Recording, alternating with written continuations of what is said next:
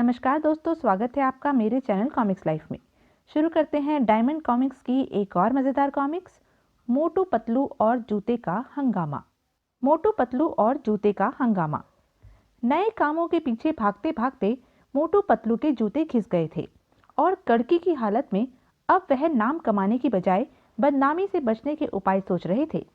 इस बार उन्होंने फैसला किया कि वह निठल्ले बैठेंगे और कुछ नहीं करेंगे। हो सकता है इस प्रकार ही दुर्भाग्य की खाट खड़ी हो जाए। इसके साथ ही यह फैसला भी किया कि इस माह मोटू अपना घिसा हुआ जूता उतार कर नया जूता खरीद ले और अगले माह पतलू नया जूता खरीद ले। जेब में जो पैसे बचे थे उनसे नया जूता खरीदने के लिए वह बाजार गए और जैसे तैसे मोटू के नाप के जूतों की एक जोड़ी उन्हें मिल ही गई। लेकिन दुर्भाग्य से जब मोटू अपने घर की छत पर बैठा नए जूते बदल रहा था, तभी वहां घसीटा राम आ गया। कितने में पड़े यह जूते? जितने में तुम्हारे सिर पर 20 साल से पड़ रहे हैं। अचानक घसीटा राम की कोहनी मुंडेर पर रखे जूते पर लगी और जूता लुढ़क गया। सड़क पर एक रेहड़ी वाला जा रहा था। जूता उसके सिर पर पड़ा और वहां एक घूमड़ बनता हुआ रेहड़ी पर लगे टमाटरों के ढेर पर आ गिरा और फिर नीचे आकर मास्टर घसीटा राम ने उसे जूते के मालिक का नाम भी बता दिया। यह मोटू का जूता है, उसके सिर पर दे मारो इसे। लोगों के सिर पर जूते फेंकते हो? तुम्हारी खाल उतरवाकर जूते बनवा दूंगा मैं। माफ करो भाई, जूता मुंडेर से गिर गया होगा। टमाटर वाले से जान बचाकर मोटू पतलू ने जूता वहीं फेंक दिया और घर के अंदर चले गए।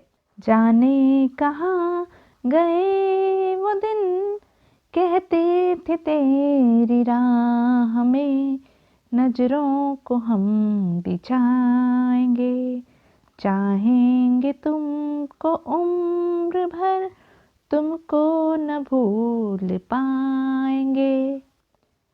थोड़ी ही देर बाद सड़क पर दो आदमियों का झगड़ा हो गया। उनमें से एक ने पास पड़ा मोटू का जूता उठाया और दूसरे की मरम्मत शुरू कर दी। मोटू के जूते से सिर फूटा है तुम्हारा, इस जूते से अखरोट फोड़ूंगा मोटू के सिर पर। वह आदमी गुस्से में भरा अंदर आया और मोटू के सिर पर जूता दे मारा। दूसरों के सिर फुड़वाते हो, अपने सिर पर देकर मारो इसे। कुछ ना करने पर भी जूते पड़ रहे हैं। घोर कलयुग आ गया है। मुसीबत बन गया है यह पुराना जूता, उठाकर बाहर फेंको इसे। लेकिन खिड़की के पास खड़े कुत्ते ने जूते को मुंह में लपक लिया और दौड़ता हुआ वह उसे फिर मोटू पतलू के पास ले आया। यहाँ क्यों ले आया इस जूते को? इसे किसी गड्ढे में फेंका। जा, अब मेरा मुंह क्या देख रहा है? कुत्ता जूता लेकर बाहर की ओर भागा।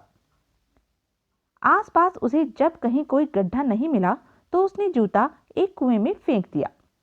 कुएं पर जब पंडित तोताराम स्नान करने आए तो जूता उनकी बाल्टी में आ गया। हरे राम, धर्म भ्रष्ट कर दिया इस जूते ने। अब तक मोटू का जूता शैतान की तरह मशहूर हो चुका था। पंडित तोताराम ने सब लोगों को एकत्रित किया और मोटू पतलू के घर पर धावा बोल दिया। नर्क में जाओगे तुम, हमें जूते का पानी पिलाते हो, तुम्हारा हुक्का पानी बंद कर देंगे, तुम्हें मोहल्ले से निकाल देंगे।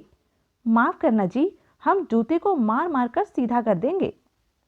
मोहल्ले वालों के जाने के बाद, मेरे बाप, तू क्यों मेरे पीछे हाथ धोकर पड़ा है? क्या बिगाड़ा था मैंने तेरा, जिसका बदला ले रहा है तू? इसके बाद मोटू ने जूते को कूड़े के ढेर में डाल दिया। कूड़े की खाद बनी तो एक गाड़ी खाद डॉक्टर झटका ने अपने बगीचे में भी डलवा ली, पर खाद के साथ मोटू का जूता भी वहां पहुंच गया। और जब डॉक्टर झटका गोभी तोड़ रहे थे तब उन्हें अपनी अंधी आंखों से गोभी और जूते में फर्क नहीं लग रहा था। लो, यह गोभी, आज साबुत गोभी बनाना। इस प्रकार डॉक्टर झटका के भोजन की थाली में, नैनसुख, यह क्या पका दिया तुमने? साबुत गोभी बनाई है मैंने। आपने सुना होगा डॉक्टर साहब, जब पड़ोसी भूखा हो तो उसे खाना खिलाए बगैर खुद खाना नहीं चाहिए। क्या मतलब? मोटू पतलू आज भूखे हैं। अपना पेट भरने से पहले उनका पेट भरना जरूरी है। पर मुझे बहुत भूख लगी है। आज पहली बार साबुत गोभी बनवाई है मैंने। जितनी देर में आप यह गोभी मोटू पतलू को देकर आएंगे उतनी देर में आपके लिए खाना बन जाएगा। मोटू पतलू के घर में, लो भाई, तुम भूखों के लिए मैं भोजन लाया हूं। सिर पर तो बहुत बार खाया था, पर यह नहीं पता था कि इसे ऐसे भी खाना पड़ेगा। देखो क्या भीनी भीनी खुशबू आ रही है इस ताजी पकी साबुत गोभी में से। दफा हो जाओ और अपने गले में लटका लो इस गोभी को। डॉक्टर झटका वापस लौट आए। क्या जमाना आ गया है, भूखे नंगों का पेट भरो तो गालियां देते हैं। रास्ते में ठोकर लगी और डॉक्टर झटका की थाली गिर गई। फिर डॉक्टर झटका तो अफसोस मनाते हुए खाली थाली उठाकर अपने घर लौट आए, लेकिन मोटू का जूता वहीं सड़क पर पड़ा रह गया। इतनी बढ़िया गोभी थी, ना उन्होंने खाई ना मेरे ही पल्ले पड़ी। तभी एक सिपाही जो कि एक चोर के पीछे भाग रहा था, सड़क पर पड़े उस जूते से टकरा कर नीचे गिर गया और इतनी देर में चोर भाग गया। जिसने भी मेरा रास्ता रोककर कानून तोड़ा है, फांसी पर लटकवा दूंगा उसे। मोटू पतलू के जूते की शोहरत दूर दूर तक फैली हुई थी। सिपाही ने जूता पहचान लिया और जूते के साथ मोटू पतलू को भी थाने ले चला। अब यह मुकदमा अदालत में पेश हुआ। तुम्हारे जूते ने सारे शहर की नाक में दम कर रखा है। हुजूर, हम खुद इससे तंग आ गए हैं। पांव से यह हमारे सिर पर आ गया है। या तो इसे संभाल कर रखो, वरना अब शिकायत आई तो तुम्हें सख्त सजा दी जाएगी। अब ले जाओ इसे। अदालत से बाहर आकर, अब तो जान छोड़ दे हमारी। अबे ओ जूते, कोई पिछले जन्म का बैर निकाल रहा है हमसे। उनके लिए अब यही चारा रह गया था कि जूते की अर्थी उठाएं और उसे शमशान भूमि में फूंकाएं। लेकिन उसकी 10वीं और 13वीं के खर्चे से बचने के लिए उन्होंने उसे अपनी ही गली के नुक्कड़ पर स्थित खुले हुए मेन हॉल में डाल दिया। उस रात जोरदार बारिश हुई और मोटू पतलू ने सुबह उठकर देखा कि उनकी गली में घुटनों घुटनों पानी भरा हुआ है। इतनी तो बारिश भी नहीं हुई जितना पानी भर गया। लगता है सीवर का मुंह बंद है। इतना पानी तो सीवर से निकल जाता था। फायर ब्रिगेड को फोन करो, शहर का सारा गंद बहकर यहाँ आ गया है। फायर ब्रिगेड वालों ने वहां आकर देखा तो पता चला कि सीवर का मुंह एक जूते के फंस जाने से बंद हो गया है और जब वह जूता निकाला गया तो लोगों ने फौरन मोटू के उस जूते को पहचान लिया और फिर उनके सब्र का बांध टूट गया। पकड़ो पकड़ो, मारो मारो, मुंह नोच लो। बड़ी मुश्किल से मोहल्ले वालों से पीछा छुड़ा पाए वह। मेरा कहना मानो तो धरती के नीचे गाड़ दो इसे। जोंक बनकर चिपक गया। मेरा कहना मानो तो धरती के नीचे गाड़ दो इसे। मोटू पतलू ने शहर के बाहर एक गड्ढा खोदा और जूते को वहां दबा दिया। हे भगवान, यह दिन भी देखना था हमको। कुछ दिन बाद, इस पेड़ के नीचे तो हमने जूता गाड़ा था, यहाँ लोगों की भीड़ कैसे लगी है? स्वामी घसीटा राम का मठ, यहाँ धरती के नीचे एक महान आत्मा का निवास है। लोगों की भीड़ छटने के बाद चारों ओर से धन की वर्षा हो रही है। यहाँ शीश नवाओ बच्चा। मार दिया इस ढोंगी ने, जूते को महान कहकर धन बटोर रहा है। उस जूते के पीछे खाल हमारी खींची और नोट घसीटा राम खींच रहा है। वाह भाई वाह। ये है मोटू पतलू की अगली कहानी, मोटू पतलू चित्रकार बने। एक दिन मोटू पतलू ने समाचार पत्र में पढ़ा कि लंदन में एक चित्र 3 करोड़ 75 लाख रुपए का बिका। उस चित्र की दलाली 20 लाख रुपए दी गई। यह समाचार पढ़कर एक बार तो मोटू पतलू को पसीना आ गया। एक चित्र का इतना मूल्य? 10 पैसे के रंग घोलने से चित्र बन जाता है। फिर उन्होंने सोचा, चित्रकारी एक कला है और कला का कोई मूल्य नहीं होता। उसका मूल्य आंकने के लिए कोई थर्मामीटर नहीं बना। कौड़ियों का माल करोड़ों में बेच दो और करोड़ों का माल कौड़ियों में खरीद लो। यह सब अपनी अपनी पसंद की बात है और आधुनिक चित्रकला ने तो कला और कलाकंद को एक कर दिया है। हलवाई की कढ़ाई में चीनी और रंग घोलकर कागज के पास रख दो तो मक्खियां कढ़ाई से कागज पर आकर ऐसे फूल बूटे बना देंगी कि बड़ी से बड़ी आर्ट गैलरी वाले भी दांतों तले अपनी उंगली चबा जाएंगे। फिर उन्होंने सोचा कि व्यंग चित्रकार बनकर भी नाम और रुपया कमाया जा सकता है। डायमंड कॉमिक्स के चित्रकारों को ही देखो, दूसरों की शक्लें बिगाड़कर यह दोनों हाथों से रुपया बटोर रहे हैं। हमने जरा सी प्रैक्टिस कर ली तो शंकर, अहमद, मारियो और भारद्वाज को चित कर देंगे। यह सोचकर उन्होंने अपनी वेशभूषा चित्रकारों जैसी बनाई और नकली बाल लगाकर चित्रकार बन गए। कला की देवी सरस्वती के वरदान से हम साक्षात कलाकार लग रहे हैं। आओ अब हम आधुनिक ढंग से आधुनिक चित्रकारी करें। रंगों में भिगाए हुए कीड़े मकोड़े कितने सुंदर चित्र बना रहे हैं। लगता है नेपोलियन रूस से पराजित होकर निराश लौट रहा है। लगता है पोरस के दरबार में सिकंदर लज्जित हो रहा है। सभी कुछ लगता है, बस यह पता नहीं लगता कि यह चित्र सीधा किधर से है। जिधर से देखो उधर से ही सीधा है। चित्र का मूल्य तो रख लिया, पर इसका नाम भी तो सोचो। इसका नाम तेरे मेरे मकोड़े सही रहेगा। चित्र बनाने का एक अनोखा ढंग मेरी समझ में आया है। तू अपनी टांगे बंधवा कर पंखे से लटक जा। पतलू के हाथ में रंग देकर मोटू ने स्विच दबा दिया। अब तो फैक्ट्री लग गई चित्र बनाने की। एक दिन चित्र बनाते समय मास्टर घसीटा राम जी आ गए। चित्र बनाने का तरीका मुझसे सीखो, 20 साल का तजुर्बा है मुझे चित्रकारी का। ब्रश की बजाय अपनी मूंछों से चित्र बनाकर देखो। उसी समय वहां डॉक्टर छटका आ गए। सुना है तुमने चित्रकारी शुरू कर दी? और क्या तुम्हारी तरह बीमारी शुरू करते? अरे भाई, एंटीसेप्टिक रंग छिड़कने का तरीका मुझसे सीख लो। इंजेक्शन में टिंजर भरकर पिचकारी चलाओगे तो सुंदर चित्र अपने आप बन जाएगा। चित्र में पीला रंग भरना हो तो बरनॉल लगाओ।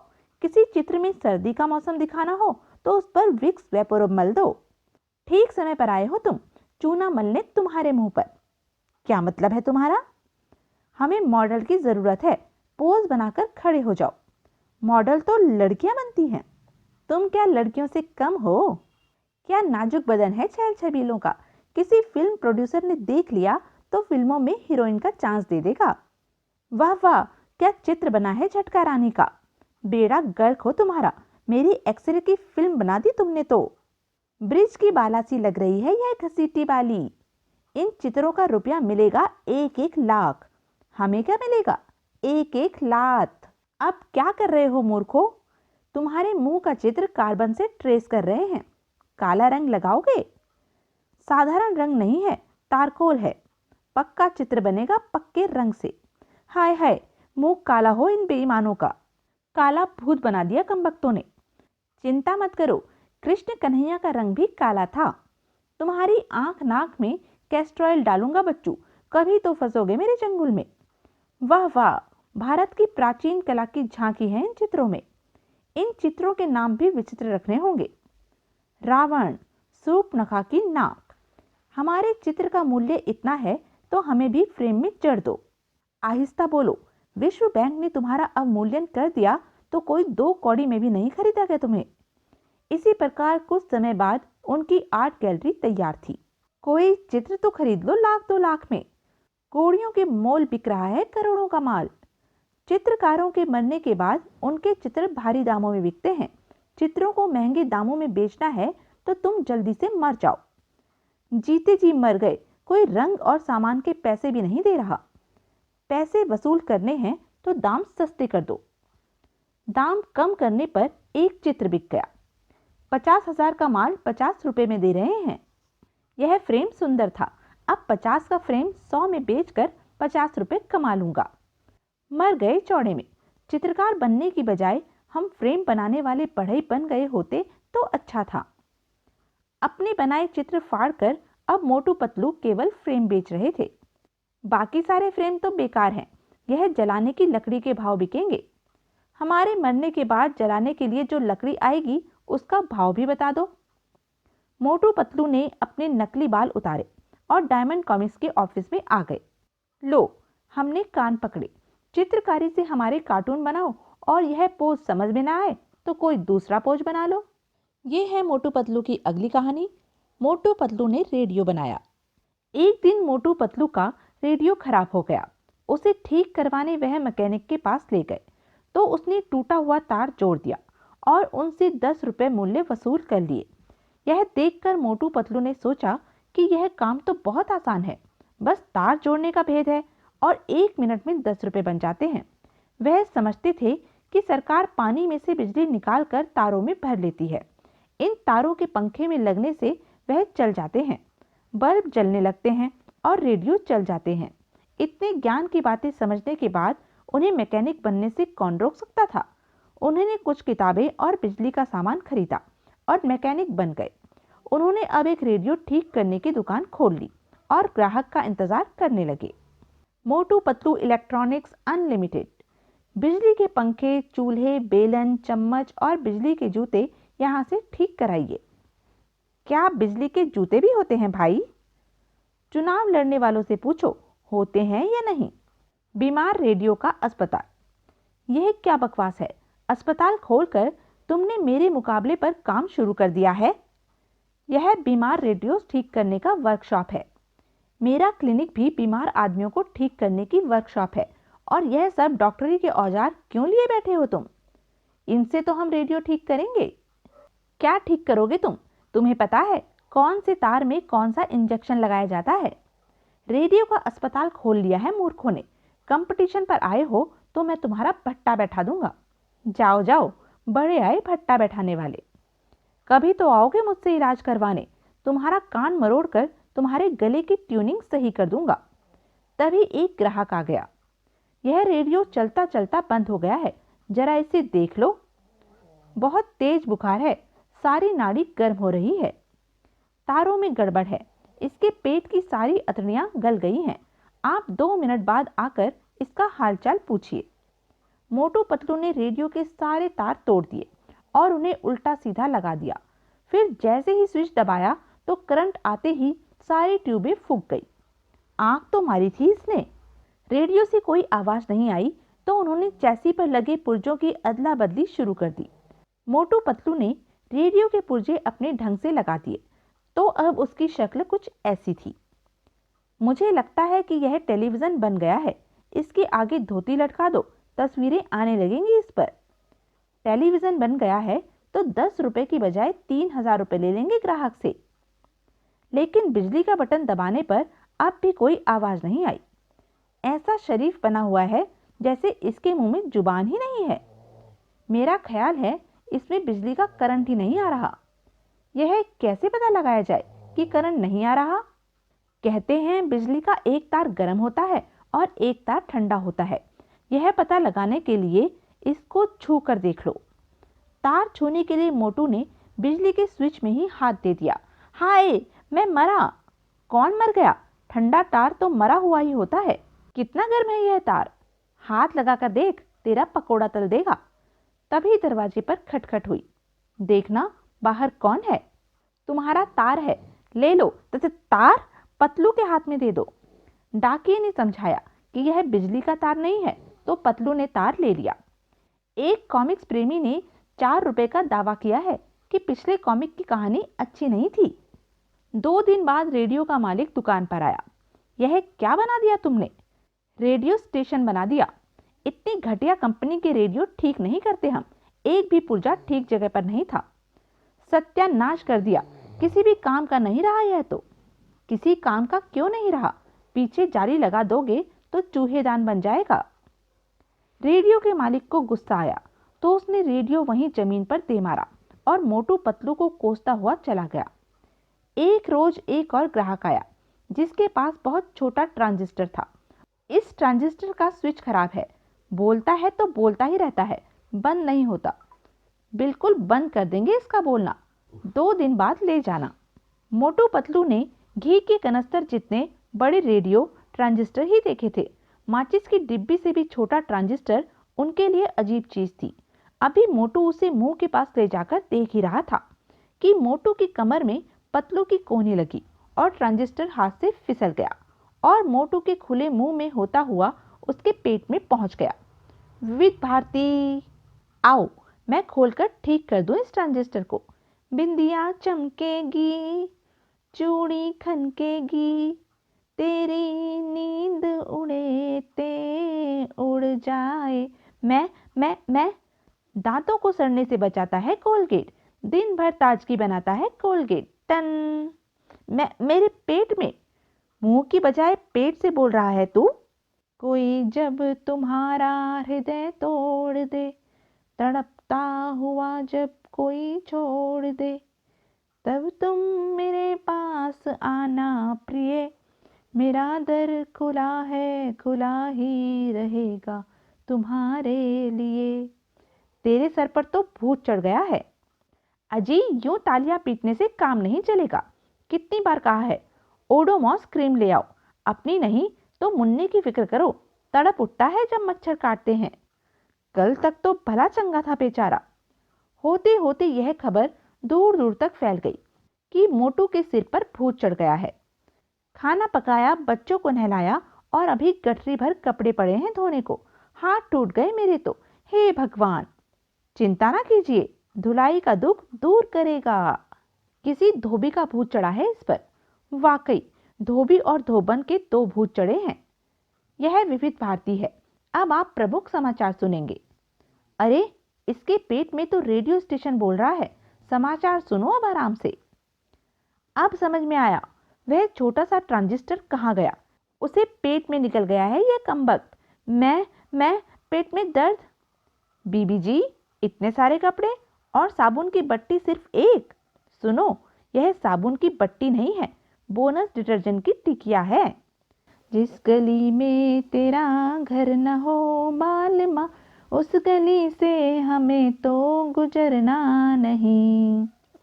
हलक में हाथ देकर निकालो ट्रांजिस्टर। हाथ को तो कच्चा चबा जाएगा ये कमबख्त। चल, डॉक्टर झटका के पास उस कसाई से ही इलाज करवाऊंगा तेरा। जाने कहाँ गए वो दिन, कहते थे तेरी राह में आंखों को हम बिछाएंगे। मम्मी, मैं उसके बगैर नहीं जाऊंगी, नहीं जाऊंगी। जिद नहीं किया करते बेटी। लेकिन मम्मी, मैं तन्हाई के दिन एम्पायर रेडियो के बगैर कैसे काटूंगी। टन। चले थे बीमार रेडियो का अस्पताल खोलने। मैं नहीं कहता था कि मेरे जैसा काबिल आदमी ही अस्पताल खोल सकता है। हम विविध भारती से बोल रहे हैं। अब मोबिल ऑयल पिलाकर कान मरोड़ दूंगा, फिर नहीं बोलेगा। डॉक्टर झटका की समझ में एक ही बात आई कि मोटू को उल्टा लटका दिया जाए तो ट्रांजिस्टर हलक से बाहर निकल आए। ओफो, यह निप्पल फिर चिपक गया। दूध बहेगा तो धारा नहीं, तो दूध आएगा ही नहीं। यह निप्पल बदलो भाई। आ रहा है, थोड़ा थोड़ा बाहर आ रहा है। ट्रांजिस्टर निकाल दे, फिर दूंगा तेरे मुंह में निप्पल। यह निकल आया। डॉक्टर झटका का मुंह ऐन निशाने पर खुला हुआ था। ट्रांजिस्टर मोटू के मुंह से निकला तो डॉक्टर झटका के हलक से होता हुआ उसके पेट में पहुंच गया। पतलू ने नर्स की सहायता से उल्टे लटके हुए मोटू को नीचे उतार लिया। बागों में, बहारों में, गलियों में, चौबारों में मैं ढूंढूं, तू छिप जा। मैं आऊं नाना, मैं आऊं नाना। मैं यह तो अपने पेट पर जुल्म न कीजिए। पेट खराब है तो असली फिलिप्स मिल्क ऑफ मैग्नीशिया लीजिए। बहुत अच्छे। असली बीमार अब असली अस्पताल में पहुंच गया है। आराम से इलाज करो इसका। कहाँ जा रहे हो भागकर? जहां कोई रेडियो और बिजली का तार न हो। ट्रांजिस्टर वाले को क्या जवाब दोगे? उसे डॉक्टर के वायरलेस स्टेशन का पता बता दूंगा। हा हा हा हा। ये है मोटू पतलू की अगली कहानी। मोटू पतलू ने बीमा करवाया। वह आदमी आत्महत्या कर रहा है। उसे बचा लेंगे तो उसके घर वाले हमें इनाम देंगे। धन कमाने और नाम पैदा करने का यह एक सुंदर अवसर हाथ आया है। नहीं, हम तुम्हें मरने नहीं देंगे। मेरे मरने से घर वालों को जीवन बीमे के रुपए मिलेंगे। तुम्हें बचाकर हमें लाभ होगा। तुम्हारे घर वाले हमें इनाम देंगे। अरे, कहाँ गए मुझे बचाने वाले? अपने साथ पुल को भी ले गए भाई। मैं जीवित हूं या मरकर भूत बन गया हूं? जिंदा भी तुम भूत जैसे ही थे। अब कैसे पहचानूं? किसी प्रकार पुल से नीचे उतरने की तरकीब सोचो। पुल से नीचे उतरकर जान तो बच गई प्यारे। हमें जीवन बीमा करा लेना चाहिए, ना जाने कब मौत आ जाए। तूने अपना जीवन बीमा मेरे नाम कराया है। तू मरेगा तो रुपया मुझे मिलेगा और तू मरेगा तो रुपया मुझे मिलेगा। जीवन बीमा कराने के बाद दोनों सोचने लगे कि एक मरे तो दूसरे को ढेर सा रुपया मिले। कुतुब मीनार से कूद कर दिखाओ तो तुम्हें 10 रुपए इनाम दूंगा। इस प्रकार यह पतलू का बच्चा मरेगा नहीं, कोई तरकीब सोचनी चाहिए। हाँ, ठीक है। रात को बस एक झटके से यह पंखा छाती पर गिरा और पतलू भाई का कचूमर निकला। चलो, छुट्टी हुई। बेचारे पतलू को जीवन के झंझटों से छुटकारा मिला। बड़ा अच्छा आदमी था। भगवान इसकी आत्मा को शांति दे। शांति के बच्चे, तेरा बाप यहाँ जीवित बैठा है। मुझे पता है तो बीमे की रकम लेने के लिए मेरी जान का दुश्मन बना है। हाय हाय, मैं लुट गया। पतलू के सिवा मेरा था ही कौन। संसार में ऐसे भले आदमी बार बार पैदा नहीं होते। उसी समय पतलू कमरे से बाहर आ गया। और जब पैदा हो जाते हैं तो मरने का नाम नहीं लेते। अरे पतलू जिंदा है। अब पतलू सोच रहा था कि मोटू अपनी मौत तो मरेगा नहीं, कल खेत में सैर को जाएगा तो मैं इसे ठिकाने लगा दूंगा। अभी करता हूं इसका झटका। मुफ्त का अनाज खा खाकर फूल रहा है, अभी यह भगवान को प्यारा हो जाएगा। चलो छुट्टी हुई, बड़ा अच्छा था बेचारा, भगवान इसकी आत्मा को शांति दे। किसका शिकार कर रहे हो पतलू भाई? गधे का। यह काम मैं कर देता हूं भाई, रॉकेट पर बैठो और चांद की सैर करो। पतलू की कुर्सी के नीचे रखकर यह रॉकेट चलाऊंगा। पतलू ने रॉकेट को माचिस लगा दी। बचाओ बचाओ, ऊपर जाकर भगवान को पुकारो। सब काम धंधा छोड़कर दोनों इस कोशिश में लगे हुए थे कि एक दूसरे को मारकर वह बीमा का रुपया हड़प कर जाएं। कहते हैं कि जेवर चोरी होने पर बीमा कंपनी से रुपया मिल जाता है। यह विचार आते ही उन्होंने घर का बचा कुचा सामान बेचा और नोट बना लिए। नोट कम थे, इसलिए मोटू ने उसी साइज के कागज काटे और बीच बीच में फंसाकर नोटों की मोटी गड्डी बना ली। जोहरी की दुकान पर गए तो वह मोटू पतलू के दिल की बात भांप गया। जैसे नोट थे वैसे ही ले लिए और जेवरों का बीमा भी करवा दिया। रास्ते में वह अपने सब मित्रों को जेवर दिखाते चल रहे थे, इस विचार से कि कोई चोर इन्हें अवश्य देख रहा होगा और चुरा कर ले जाएगा। यह देखो धनीराम जी, 5,000 का तो यह एक हार ही है। शहर के तमाम चोर कहाँ मर गए? वह अपने मकान के सभी दरवाजे खोलकर सोते थे और चोर का स्वागत करने के लिए तमाम रात जागते रहते थे। रात को दरवाजे पर खटखट हुई। बड़े अजीब कपड़े पहनकर आए हो चोर भाई। मैं थानेदार हूँ, बताओ इधर कोई चोर तो नहीं आया? हमारी ऐसी किस्मत कहाँ, हम तो तरस गए हैं चोर के लिए। एक रात वास्तव में चोर आ गए। बताओ वह जेवर कहाँ है? अलमारी में रखे हैं। ये सोने के जेवर हैं, हमें बेवकूफ बनाते हो? 10,000 में खरीदे हैं आपके लिए। कहाँ जा रहे हो चोर भाई, यह जेवर तो लेते जाओ। पीतल के जेवर हैं, इन्हें पहनकर बाजार में नाचो। हमें ठग लिया सुनार ने, सोने के बदले पीतल दे दिया। तुमने भी तो नोटों की गड्डी में कोरे कागज लगाए थे। इसे कहते हैं जैसे को तैसा। ये है मोटू पतलू की अगली कहानी, मोटू पतलू की बहादुरी। आप सोच रहे होंगे कि इलेक्शन के बरसाती मेंढकों की तरह शायद मोटू पतलू का झटका हो चुका है और वह कॉमिक्स के पृष्ठ से मुंह छिपाए फिर रहे हैं। जी नहीं, आपका विचार बिल्कुल गलत है। दरअसल वह दोनों अखाड़े में उतरने के लिए तेल मालिश करते रहे हैं और उनका यह विचार पक्का हो रहा है कि वह एक ना एक दिन दुर्भाग्य के गांवा पहलवानों को चारों खाने चित करके दिखा देंगे। अब उन्होंने अपनी अपनी छाती नापी, छाती पर मुक्के मार मार कर दिल की मजबूती देखी और राष्ट्रपति का पुरस्कार पाने के लिए वीरता दिखाने का अवसर ढूंढने लगे। दुश्मन हाथ आ गया तो पंजे झाड़कर पीछे पड़ूंगा और उसके छक्के छुड़ा दूंगा। मैं उसकी चटनी बना दूंगा। मेरी छाती ज्यादा चौड़ी है, मैं बनाऊंगा चटनी। मेरी छाती तो सिलबट्टे का काम करेगी, हमेशा मैंने ही पीसी है चटनी। तभी नीचे की पहाड़ी पर शोर सुनाई दिया। कोई मुसीबत में है, वीरता दिखाने का समय आ गया, तन कर खड़े हो जाओ। टार्जन की तरह छलांग मारकर दबोच ले इस बदमाश को। तेरी टांगे लंबी है, तू लगा दे छलांग। वीरता दिखाने का पहला तजुर्बा है, लाज रखियो भगवान। ठीक निशाने पर लगा है, अपनी डायरी में नोट कर लो वीरता की यह कहानी। सारा खेल बिगाड़ दिया, किस गधे ने मारा है यह पत्थर? हमारी फिल्म की शूटिंग सत्यानाश कर दी, तुम्हारा बाप देगा दोबारा शूटिंग के पैसे? हमें क्या पता था, हम तो वीरता दिखा रहे थे। वीरता दिखा रहे थे तो अब अपना रायता बनता देख लो। इस लड़की को हम अपनी वीरता से बचा रहे थे, इसने ही बैंगन का भुर्ता बना दिया अपना। इन जालिमों ने इस सीन की भी शूटिंग कर ली होगी तो फिल्म देखने वालों के सामने नाक कट जाएगी हमारी। चलो आगे चलकर कहीं वीरता का अवसर ढूंढे। पहले जैसी कायरता दिखाने वाला अवसर मत ढूंढ लेना। कोई आदमी खाई में पड़ा है और बात बन गई, उसकी जान बचाना वीरता वाला काम। बचाओ बचाओ, रस्सी लटका दो, उस पर चढ़कर ऊपर आएगा। अच्छी तरह पाँव जमा लेना, नहीं तो वह हमें भी नीचे बुला लेगा। मेरे तो हाथ टूटे जा रहे हैं। हे भगवान, हमसे किसी की जान बचवानी थी तो किसी हल्के फुल्के आदमी को खाई में धक्का देता और हम हल्के फुल्के पुरस्कार से भी काम चला लेते। अरे, यह तो कोई फौजी अफसर है, सैल्यूट करो जल्दी से। फौजी अफसर के सम्मान में सैल्यूट करते समय मोटू पतलू के हाथ से रस्सी छूट गई। इस चक्कर में फौजी अफसर खाई में फिर से गिर जाता तो निश्चय ही उसकी मृत्यु हो जाती, लेकिन बीच में ही पत्थर से लटक कर उसने अपनी जान बचा ली। वीरता का कोई काम हुआ हो तो उसे अपनी डायरी में नोट कर लूं। हाँ, नोट कर लो, मेरा नाम सुनहरी अक्षरों में लिखियो। फौजी अफसर पत्थर का सहारा लेता हुआ ऊपर चढ़ाया। मुझे जान से मार देते तुम, इस बेवकूफ़ी का मजा चखाऊंगा अब।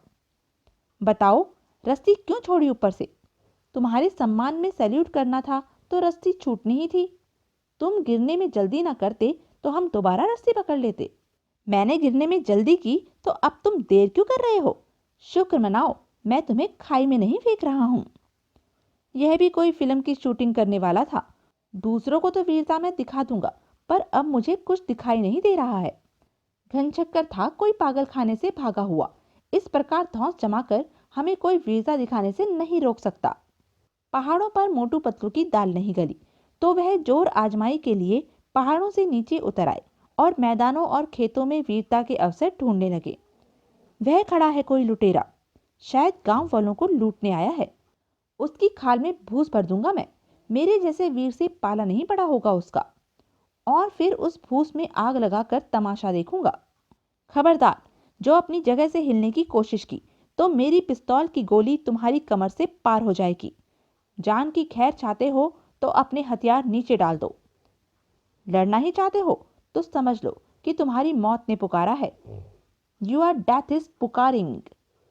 अरे, वास्तव में भूस भर दिया हमने इसकी खाल में। मैं डायरी में नोट कर रहा हूँ इस कारनामे को। नोट क्या कर रहा है, तार दे दे राष्ट्रपति को पुरस्कार के लिए।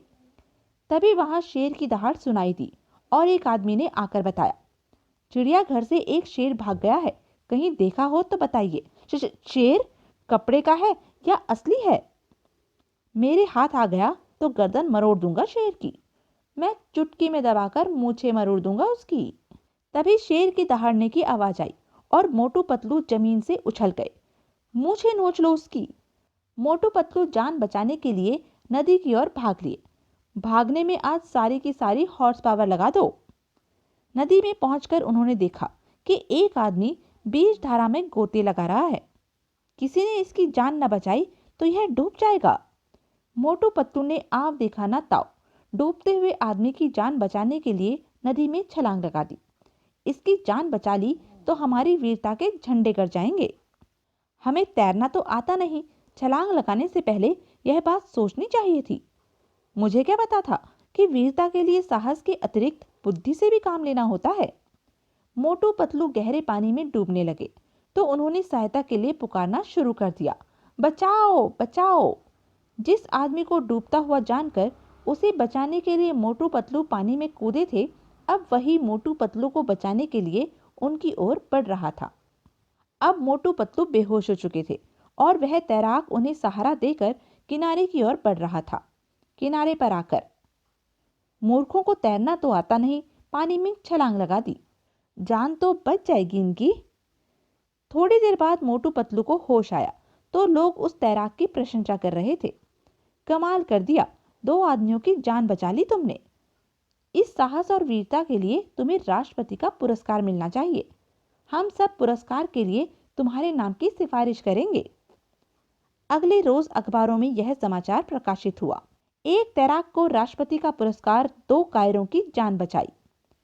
तू बता, इस घटना का वर्णन डायरी में लिखूं या नहीं? तू बता, कोई कारण बताने के काबिल बचे हैं हम? धन्यवाद।